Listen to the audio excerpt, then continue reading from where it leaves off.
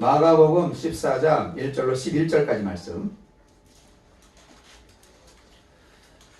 이틀이 지나면 6월절과 무교절이라 대제사장들과 서기관들이 예수를 흉계로 잡아 죽일 방도를 구하며 이르되 민난이 날까 하노니 명절에는 하지 말자 하더라. 예수께서 베다니 나병 환자 시몬의 집에서 식사하실 때 한 여자가 매우 값진 향유 곧 순전한 나드 한 옥합을 가지고 와서 그 옥합을 깨뜨려 예수의 머리에 부으니 어떤 사람들이 화를 내어 서로 말하되 어찌하여 이 향유를 허비하는가? 이 향유를 300데나리온 이상에 팔아 가난한 자들에게 줄 수 있었겠도다 하며 그 여자를 책망하는지라. 예수께서 이르시되 가만두라. 너희가 어찌하여 그를 괴롭게 하느냐? 그가 내게 좋은 일을 하였느니라. 가난한 자들은 항상 너희와 함께 있으니 아무 때라도 원하는 대로 도울 수 있거니와 나는 너희와 항상 함께 있지 아니하리라. 그는 힘을 다하여 내 몸에 향유를 부어 내 장례를 미리 준비하였느니라. 내가 진실로 너희에게 이르노니 온 천에 어디서든지 복음이 전파되는 곳에는 이 여자가 행한 일도 말하여 그를 기억하리라 하시니라.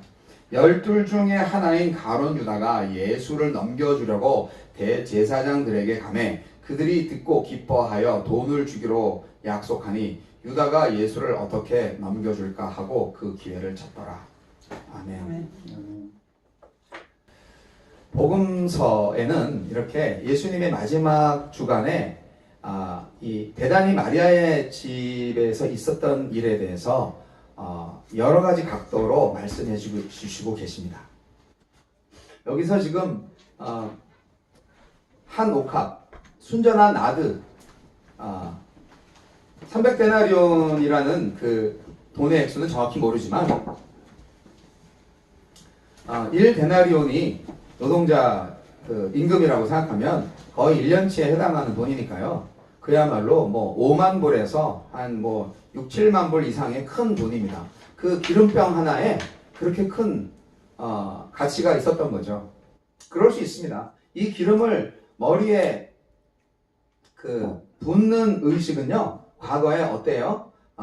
왕, 제사장, 선지자한테 기름 부음을 했잖아요. 물론 그때는 그 기름은 올리브유로 했지 이렇게 비싼 기름으로 안 했습니다. 너무 비싸기 때문에. 이 기름은 여기서 안 나요. 팔레스타인에서 구할 수가 없어요. 멀리 아라비아에서 가져오는 향나무에서 채취한 굉장히 아주 귀한 기름입니다. 그래서 이 향기가 아주 은은합니다. 여러분 가장 우리가 기억에 남는 게 여러분 뭔지 아세요? 여러분 그거 아세요? 그 영화 아시죠? 알파치노가 주연했던 영화가 있는데 여인의 향기라는 영화가 있어요. 여러분 기억나세요? 잘 모르시나요? 네, 저만 영화를 보나 봐요. 네, 그거의 그 영화 얘기를 하려고 하는 게 아니고요. 그분은 주인공이 장님이에요. 그런데 냄새로 그 여인을 찾는 거예요. 기억하는 거예요. 그러니까 이거 뭘 의미하냐면 이 냄새는요. 사실상 냄새의 기억이 청력의 기억보다 더 우선합니다. 우리가 이 시력의 기억력을 생각하잖아요. 근데 우리가 이제 그 호스피스 사역할 때도 보면 이제 사경을 헤매는 분한테 찬송을 불러주고 귓가에 대고 이렇게 기도해드리고 하는 것이 청력은 끝까지 남아있대 라고 하는데 이것도 마찬가지입니다. 기억력 자체는 냄새도 무시 못하는 거예요. 그 냄새를 기억하는 거예요. 근데 지금 언제예요? 예수님이 지금 잡히시기 며칠 전이에요. 이게 화요일인지 수요일인지 언제 이 나드 한 옥합을 이렇게 했는지 잘 모르겠어요. 하지만 어쨌든 잡히시기 하루나 이틀 전이에요.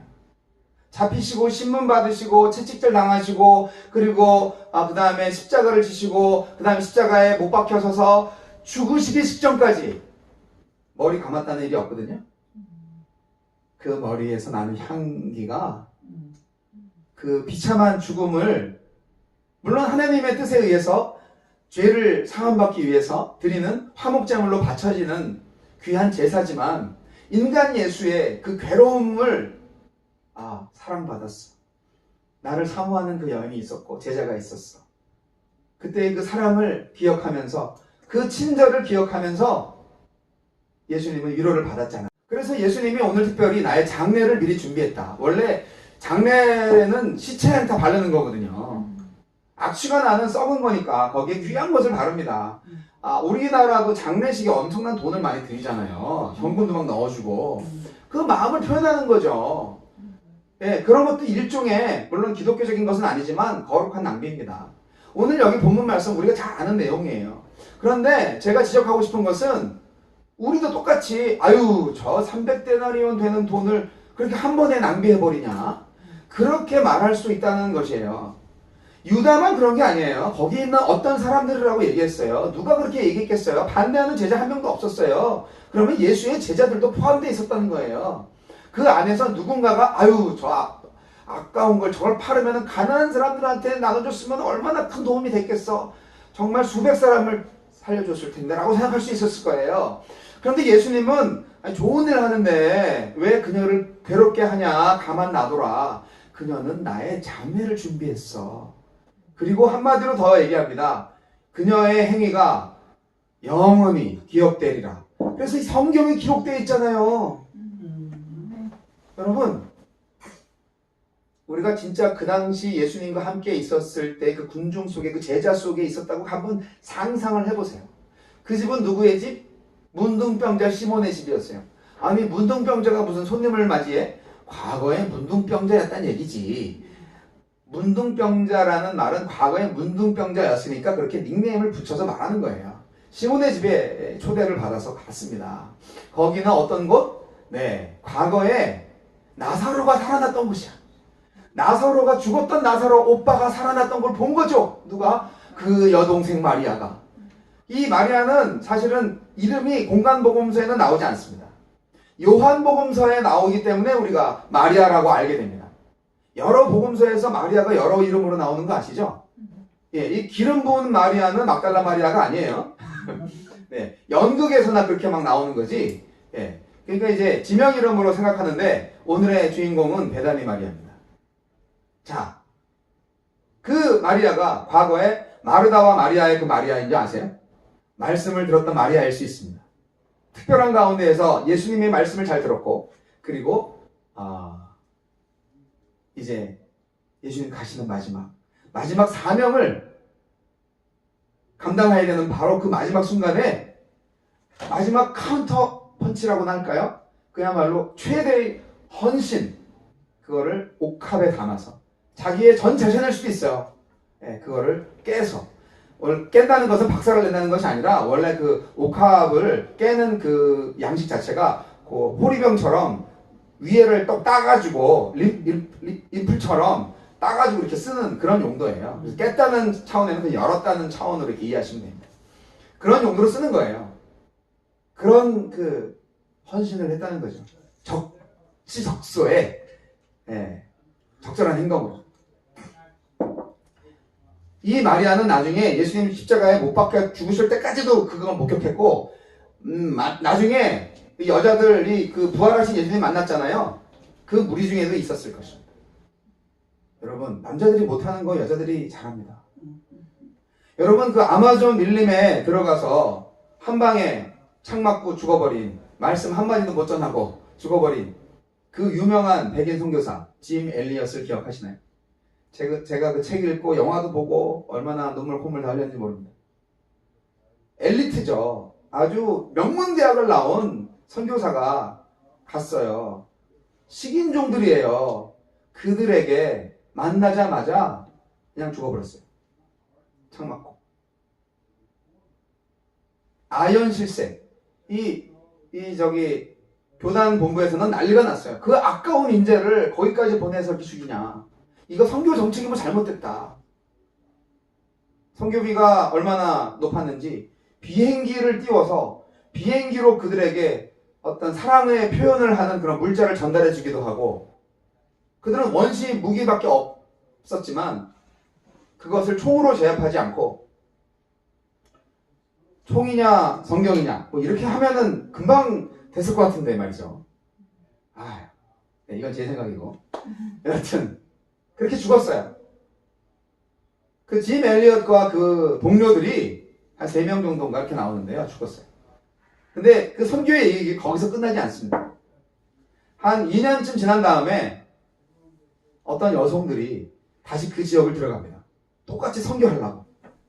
미친 일이었죠. 그런데 그 원주민들이 그 여자들을 죽이지 않습니다. 왜냐고요? 자기네 원주민들의 법칙에는 여자는 안 죽인다는 거예요. 이 전사들의 그 룰이에요, 이게. 전사들, 남자들끼리만 전쟁을 하는 그런 부족들이에요. 이 여자들은 안 죽인다는 거예요. 그 여자들은 들어가서 그들과 살면서, 생활하면서, 복음을 전하는 겁니다. 그런데 그가 누구예요? 바로 2년 전에 자기가 죽였던 그 선교사의 아내인 거예요. 그 아내들이 그 선교제에 가서 그래서 매체가 메시지다라는 거예요. 매체가 메시지다. 전달체가 메시지인 거예요. 그들이 거기 가서 용서의 복음, 사랑의 복음을 전했습니다. 야, 너 어떻게 이럴 수 있냐? 나를 위해 십자가에 달려 죽으신 그분 때문이다. 그분의 사랑 때문에 나도 너를 사랑하는 거다. 내 남편을 죽인 너희들이지만 너희들도 하나님 사랑하신다. 그 진리를 전해줬던 거죠. 그 아모전 선교의 얘기는 이 지구상에 있는 모든 목사님들이 다 설교 예화로 쓸 거예요. 네, 여러분 이렇게 어떤 매체로서 하나님께 헌신하는 모습들이 있는데 여러분 예수님의 이 사역은 그야말로 마지막 절정을 향해 달려가고 있습니다. 많은 사람들이 가난한 사람들을 위해서 교회는 존재해야 된다라고 합니다. 그런데 어떤 경우에서는 가난한 사람들은 언제나 너희와 함께 있지만 나는 이제 너희를 떠날 거야. 그렇게 말씀하시는 주님을 만날 수도 있을 것입니다. 여러분, 어떤 사람들은 인간적인 생각을 가진 사람들은 이해가 안 될 것입니다. 그것은 우선순위를 잊어버려서 그래요. 우리가 신앙에 우선순위가 있어요. 법도요, 상위법이 있고 하위법이 있어요. 하위법을 못 지켜도 상위법을 지키면 하위법은 무시될 수 있는 경우가 있습니다. 교통신호를 위반했지만 사람을 살리기 위해서 그 어린아이를 길거리에서 끌어내기 위해서 중앙선을 침범했다. 용서받을 수 있지 않나요? 그 어린아이를 살리기 위한 교통법을 위반한 것에 대해서. 그거는 당연히 융통성 있게 판사의 입장에서 깍지 끊지 말아야 됩니다. 그렇지 않습니까? 그런 것처럼 모든 하나님의 법에도 마찬가지의 질서가 있어요. 지금 예수님이 마지막 순교의 자리를 가기에 지금 하루 이틀 전이에요. 2, 3일 전이에요. 그때 지금 누구도 감히 못했던 최고의 헌신을, 최고의 사랑을, 최고의 예배를 하나님께 드린 겁니다. 이 여인의 행위가 얼마나 숭고한지 좀 느낌이 오세요? 얼마나 지혜롭고 얼마나 예수님한테 가장 필요했던 것인지 느낌이 오세요? 예수님은 살아있을 때 이렇게 예배를 받으셨습니다. 누가 이 여인처럼 예배한 사람이 있었겠어요? 12제자들 아무도 이렇게 예배한 사람은 없었어요. 맨날 따지기만 하고 맨날 물어보기만 하고 내가 모든 것을 내려놓고 주님을 쫓았나이다. 저한테 무슨 상 주실 겁니까? 그렇게 말하는 제자들밖에 없었습니다. 그리고 예수님 못 박히시니까 다 도망갔죠. 도망가지 않은 제자들은 여자 제자들밖에 없었어요. 여성이 얼마나 교회의 큰 일꾼인지 알 수 없습니다. 여러분, 저는 우리 교회 여성들이 있어서 참 감사합니다. 남자들이 못하는 일을 여성이 합니다. 네. 아멘. 너무 늦었어요. 반성해야 된다. 생각하고. 네. 자, 여기 이제 이러한 헌신자가 되시기를 바라고요. 그리고 이 헌신자는 정말 물질, 시간 모든 것을 완전히 올인했다. 그래서 그것은 하나님의 나라를 위한 것이고 하나님을 위한 것이다. 그러니까 여러분도 하나님한테는 올인할 필요가 있다. 남들에게 드러내기 위해서 하나님께 올인하는 것처럼 하면서 자기를 드러내고자 하는 헌신은 헌신이 아니고 그것은 허영심과 헛된 명예욕을 쫓아가는 그런 욕심과 욕망과 망상일 뿐이라는 것을 다시 한번 말씀드리면서 진짜 정말 남들이 뭐라고 욕을 하든 말든 하나님을 위해서 여러분 올인하세요. 하나님을 온전히 예배하세요. 여러분, 저도 사실 두렵고 떨립니다. 선교적 교회 이거 어떻게 해야 되지? 저는 30년 가까이 목회 사역하면서 최근에 제가 배우고 주님으로부터 받은 선교적 교회의 비전, 이거 어떻게 해야 되지? 내가 할 수 있을까? 네가 못하지. 하나님 말씀하십니다. 내가 해. 네가 하려고 했기 때문에 지금까지 내가 못한 거야 라고 주님 말씀하십니다. 하나님이 하실 수 있도록 우리가 하나님의 주권을 나의 목회와 나의 인생과 나의 교회 사역 안에 모든 것을 내려놓아야 하는 것이죠. 그것이 제가 지금 기도하고 있는 제목입니다. 여러분에게도 저는 권고합니다. 모든 것을 내려놓고 하나님이 하실 수 있도록, 하나님이 주장하시고 하나님이 다스리시고 인도하실 수 있도록 여러분 모든 것을 내려놓으시고 주님 말씀에 순종하시기 바랍니다. 그럴 때 하나님이 일을 하세요. 어떤 일? 선교하십니다. 교회를 만드십니다. 그래서 순간순간 이전에 있는 모든 경험과 지식 이런 것들을 다 내려놓고 완전히 새롭게 시작하는 거예요. 그것이 바로 선교적 교회요, 성육신 교회입니다. 배신자는 누구입니까? 가룟 유다입니다. 배신자는 왜 배신했습니까? 네, 돈이 좋아서? 아니 뭐 그까지 은30이 얼마라고 그냥 뭐 사람 몸삭 하나 정도밖에 안 됩니다. 하지만 예수님을 왜 배신했을까? 여러 학자들의 연구도 있고 성경에도 여러 군데로 나와 있습니다. 마태복음에서는 돈에 눈이 어두워서 그랬다고 하고 여러 가지로 나와 있고, 이 유다는 특별히 다 갈릴리 지방에서 이제 내려온 제자들과는 달리 남방 사람이었어요. 그래서 제자들 가운데서도 왕따당하지 않았나?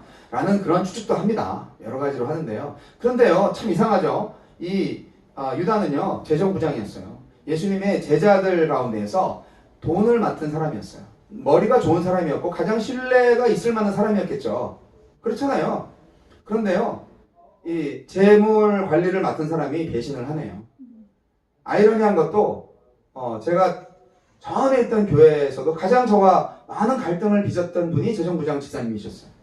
직장 교회에서 힘들고 어려운 관계 속에서 서로 많이 기도했던 분도 재정을 담당했던 집사님이었던 것 같아요.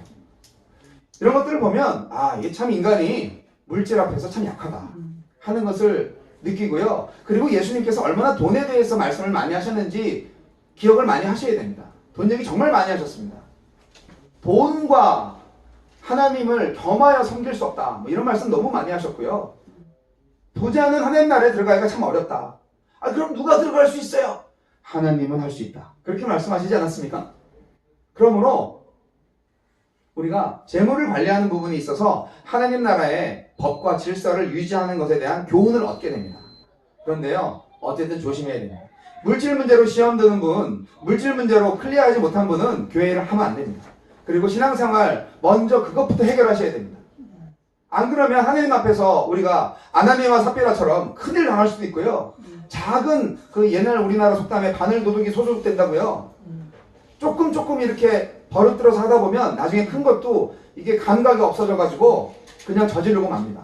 큰일 납니다.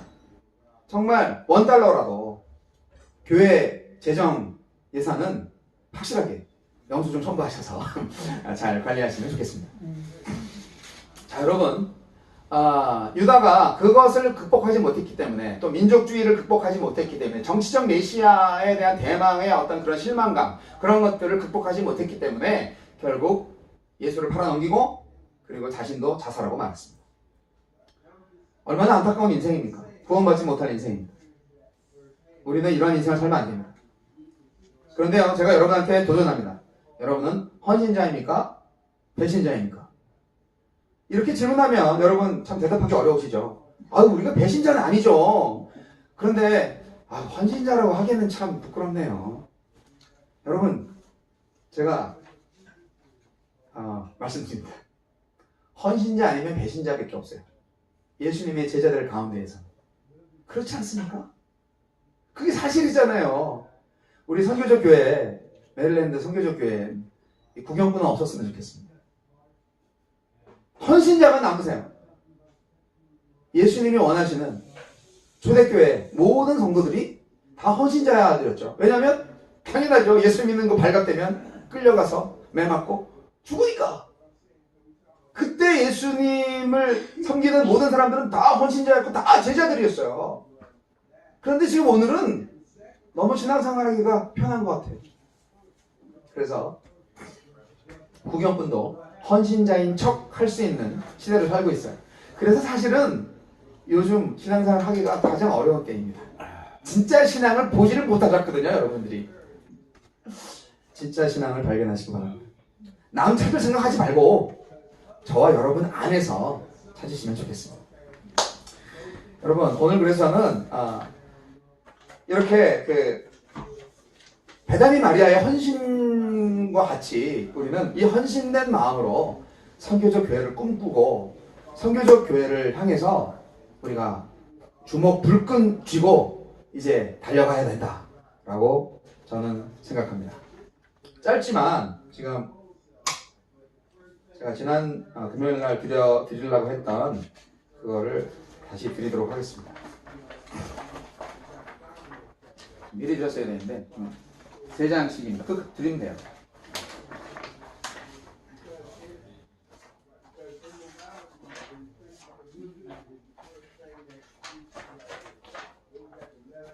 네. 다 드리면 됩니다. 다 드리면 됩니다.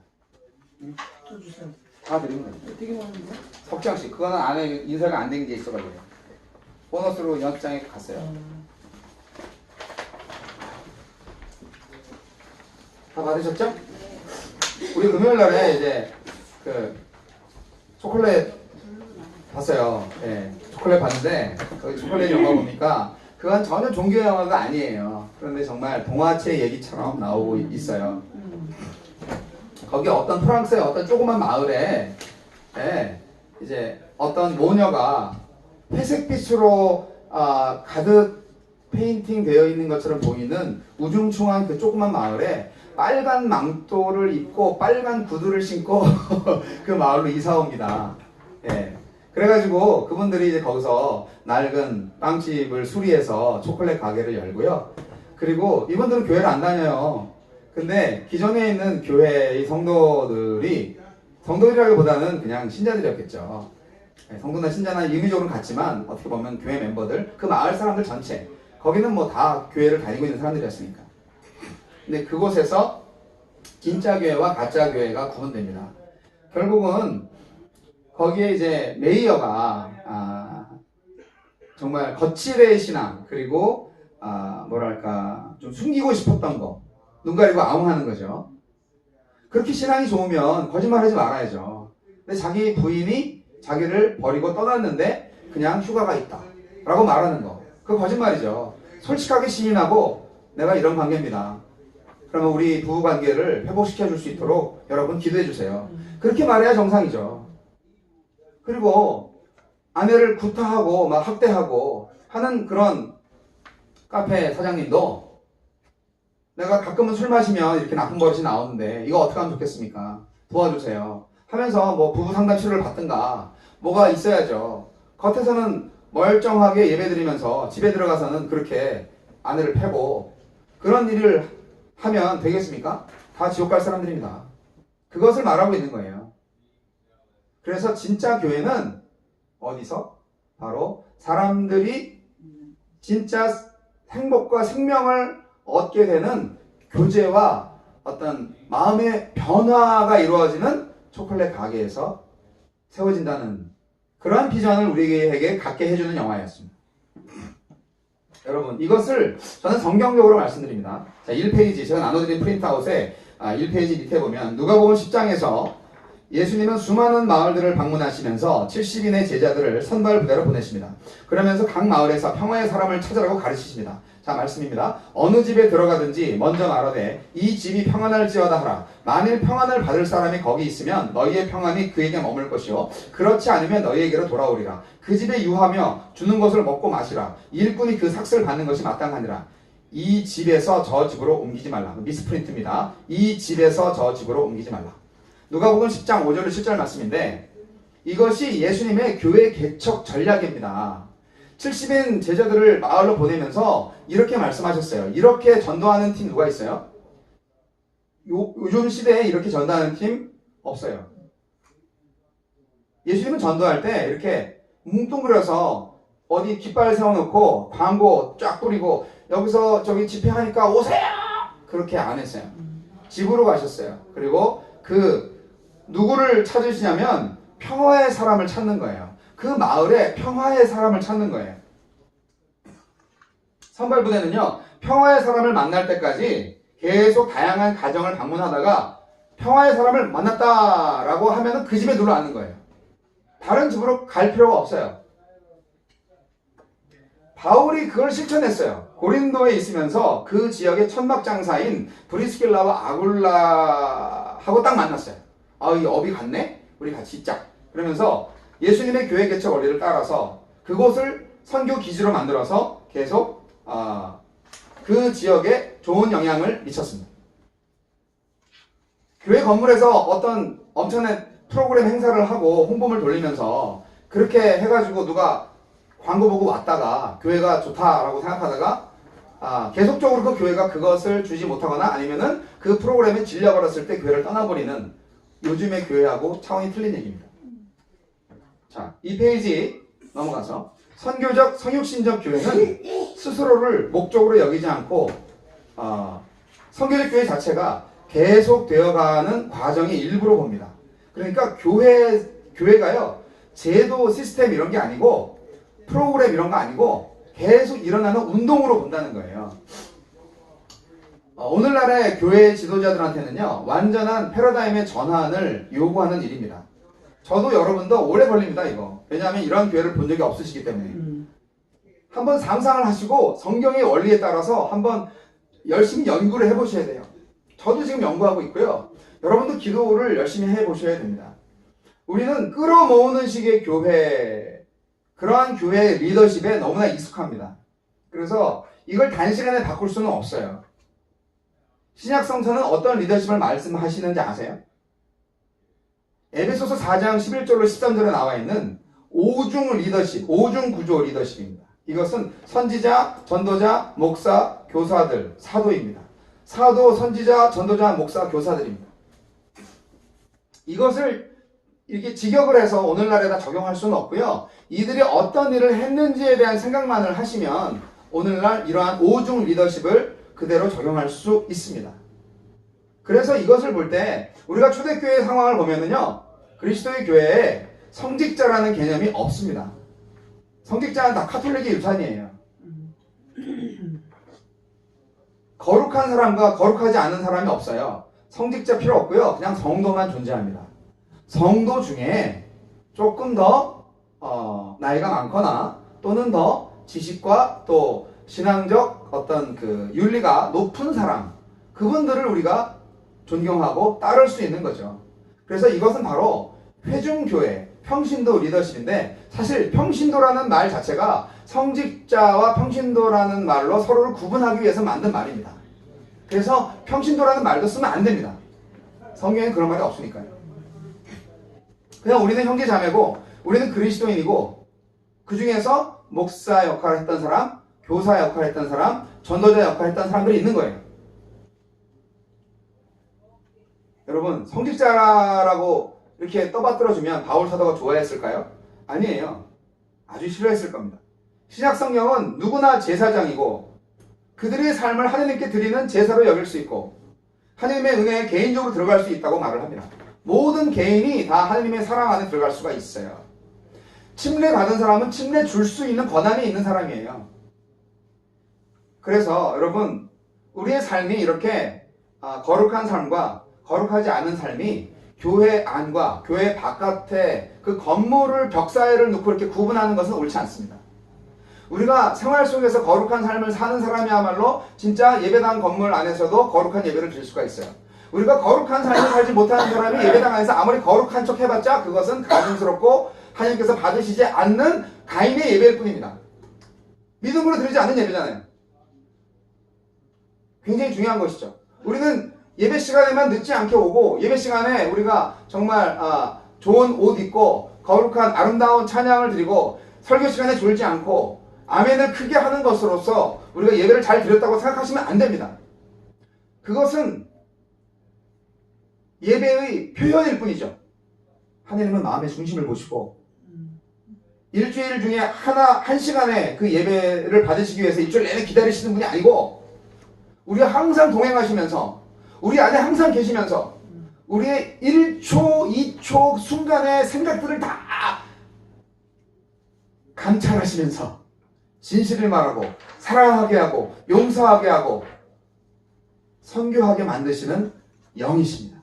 바로 그 영이 나와 함께 있을 때, 그래서 성전인 나를 귀하게 생각하고 잘 관리하고, 그리고 이 성전을 통하여서 이 세상에서 하나님을 예배하는 것입니다. 우리의 착한 행실을 통하여서 믿지 않는 자들이 하나님께 영광을 돌리게 하는 역사를 이루게 하는 것입니다. 이것이 바로 제자요, 사역자요, 말하자면 성직자들이 아니겠습니까?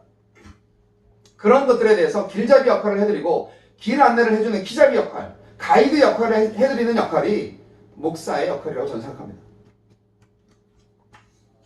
이것이 어떻게 보면 성교적 교회가 갈 길목에서 우리가 깨달아야 할 그런 첫 번째 교훈입니다. 기독교는 종교가 아닙니다. 기독교는 종교를 박살내는 그 이상의 것입니다. 뭐라고 말할 수가 없어요. 그것을 예수님과 예수님의 제자들은 하느님의 나라라고 했습니다. 그런데 중세시대에 그 하느님의 나라를 하느님의 성이라고 바꿔버리고 교회를 그걸로 만들어버렸습니다. 초대교회 시대, 그러니까 300년이 되기 전에 초대교회 시대에 교회 건물은 역사적으로 나오지 않습니다. 나올 때 이 3세기 정도의 교회 건물이 나오는데요. 그것도 전형적인 그 로마와 그리스 가정집의 그 문화입니다. 가정집의 손님맞이용으로, 거실로, 리빙룸을 모델 삼은 그런 건물이 나타납니다. 고작해야 한 20-30명 모일 수 있는 공간으로 교회 건물이 나타납니다. 리빙룸은 어떤 장소입니까? 거룩하게 꼿꼿하게 장의자에 앉아서 우리가 아무 소리 안 하고 이렇게 설교 말씀 잘 듣고 기도할 때 눈 감고 입 다물고 손 모으고 그래야 하는 곳인가요? 옆 사람이랑 잡담하지 않고? 아니죠. 리빙룸에서는 언제든지 잡담할 수 있고 언제든지 소변이 마려우면 화장실 다녀올 수도 있고, 이렇게 다른 사람들, 외부에 있는 사람들을 접대하는 응접실이잖아요. 패밀리 리빙룸이 있고, 이것은 손님을 맞이하게 하는 그런 응접실이잖아요. 그런 리빙룸이잖아요. 그것이 바로 신약 성경에 나타난 교회의 장소의 원형이었다고요. 그것을 우리가 지금 새롭게 해보려고 하는 겁니다. 우리가 교회를 무너뜨리진 않았습니다. 우리가 교회 건물을 무너뜨리지 않았습니다. 그러나 지금 우리는 교회 건물이 없습니다.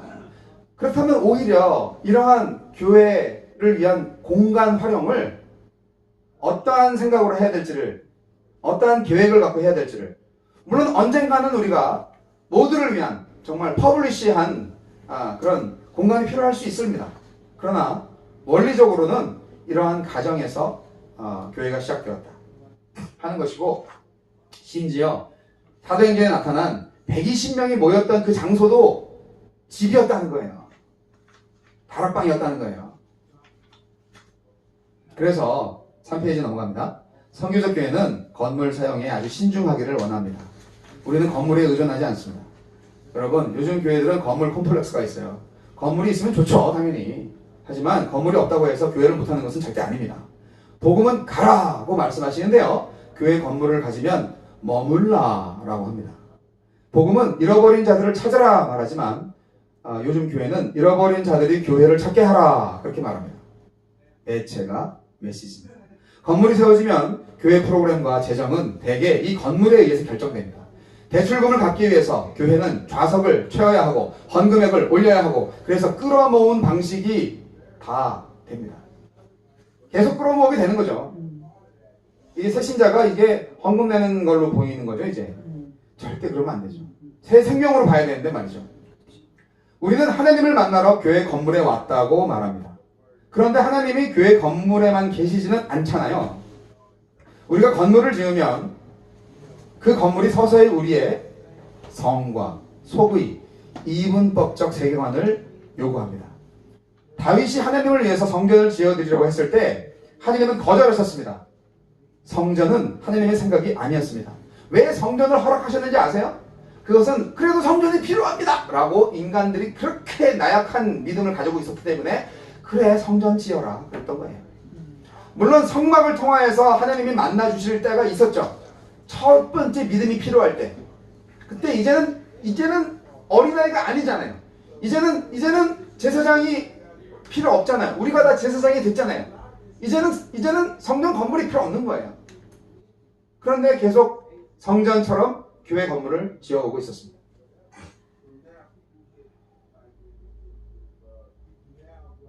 중간에 그리스도인의 사역은 그 정의상 성육신적입니다. 우리는 이렇게 지역 공동체, 우리가 살고 있는 커뮤니티에 멀리 떨어져서 복음이야 받아라 하면서 이렇게 쫙 던져주는 그런 식으로 전도하면 안 됩니다.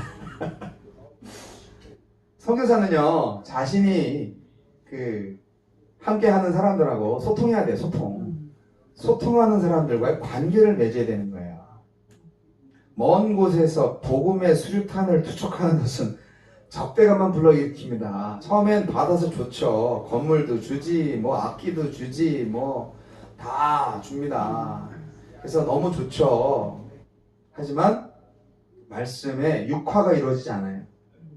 그 말씀의 육화는 매체가 메시지라고 그랬잖아요. 예수가 가야 되는 거예요. 예수에 대한 말씀만 그렇게 가는 게 아니라 예수 자신이 가야 되는 거예요.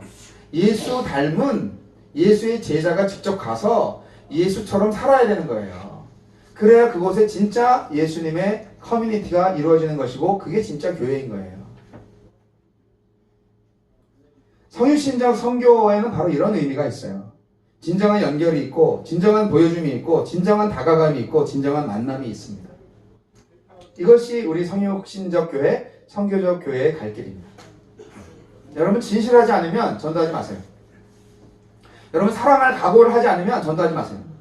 여러분 스스로를 하느님 앞에서 거룩하고 성결하고 사랑할 만하고 용서를 잘하는 사람으로 바꿔놓기 전에는 전도하지 마세요. 도움이 안 돼. 교회에 덕을 세울 수가 없어. 본인도 아직 죄인이고 병자고 그런데 또 다른 환자를 돕는다 치고 하면서 이렇게 도울 수 있다고 생각하는 착각.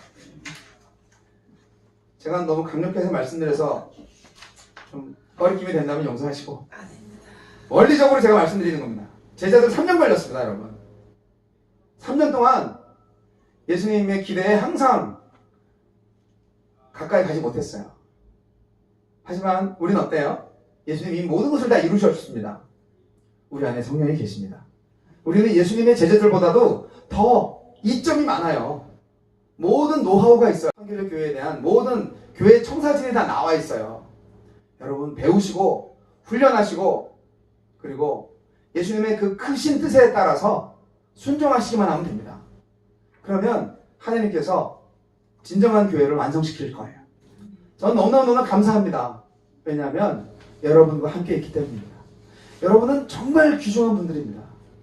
메릴랜드 미셔널 처치에서 파운더로서, 물론 파운더는 예수님이시지만 바로 그분께 순종하는 마음으로 이젠 진짜 몇십 년 동안의 신앙생활의 종점을 찍을 수 있는 성경적인 교회를 만났어. 그리고 그 성경적인 교회를 이 지상에서 만들려고 정말 제대로 노력했어. 그렇게 우리의 삶의 기억들을 하나님께 나중에 천국 가서 아뢰할 수가 있습니다. 하나님 다 녹화하시죠. 다 녹음하시죠. 왜 모르시겠어요? 우리가 다 보고하기 전에 다 알고 계세요. 여러분 진리를 알지니 진리가 너희를 자유케 하리라 말씀하셨는데 진리가 아닌 것에 왜 그렇게 헌신하려고 하시는지 여러분의 욕심, 욕망 다 내려놓으시고 예수님의 열정, 예수님의 그 욕망이라고 말하면 안 되고 예수님의 꿈, 주는 그리스도시요 살아계신 하나님의 아들임이다 라는 그 신앙 고백 위에 그 반석 위에 내 교회를 세우리라 하는 그 말씀이 이루어지는 우리 성교적 교회가 되기를 소망합니다.